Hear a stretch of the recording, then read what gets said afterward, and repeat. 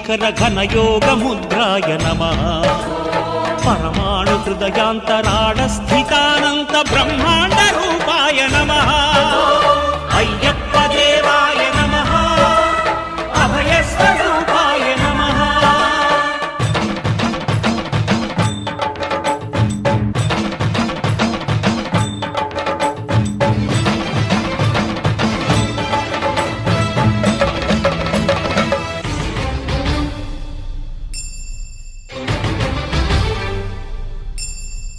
పద్దెంది పడిమెట్ల పైకెక్కి గుడికేగు భక్తులకు ఎదురొచ్చే బంగారు స్వామి